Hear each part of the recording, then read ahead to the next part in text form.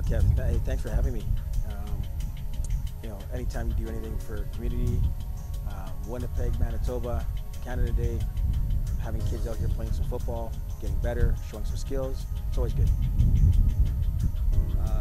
What we're doing today is we're working with some of the Charleswood Broncos, which you have a performance program, Life After Professional Football, that you are actually trying to culture and help grassroots program and football growth. How is that success, and what do you do after the fall to help continue the success of these kids moving forward? Well, you ask a good question, Kevin. We have various programs, and I say we. I'm one of many guys that I work with that have played professional. That we also mentor, so we have guys that are playing university that help us with programs. And the Charleswood Bronco program is just one example of how we try and give back. We do a high performance program preparing them for football before they start in August. So myself, Lamar McGriggs, and Chuck Williams, a guy from the US that trains NBA and NFL players, we're lucky to have him here in the city. We put these kids through some rigorous training. We show a little bit of the soft stuff that we do, but we put them through hell for 2 hours twice a week. And eventually, once the season begins, they don't really have to do a lot of conditioning. The football is left for the coaches to do with them. So ironically, even though we are football guys, we're not coaching the football team because there's many programs that utilize our help, and we like to use our skills for everyone, not just one club. So that's the good thing about what we do. So we go all year round, and we help in many facets: grassroots after-school programming, high performance training, club training. If it's involved with football, that's what we do. We're football guys. And I think it's really great that you guys are here actually covering what we do. I think it's needed, so I really appreciate you taking the time with us. No, absolutely. We're happy to be part of the community. Community is our game. Dave, talk about some of the other football clubs now. How you would like to see the expansion of what you're doing, and maybe somebody that's come in with minimal talent and how you've seen them develop. Who really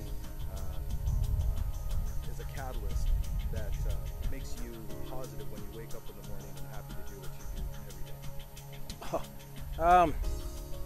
There are so many talented kids that have come through either our Premier Football Factory camps.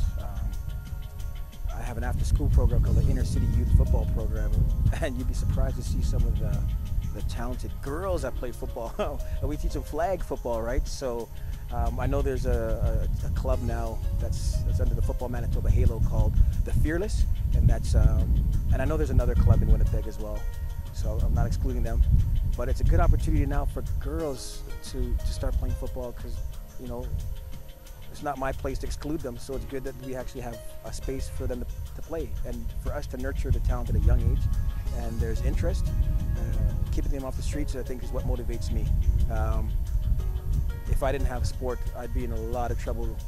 Although I got into some minor trouble as a youth, I think sport kept me on a straight and narrow, so to speak.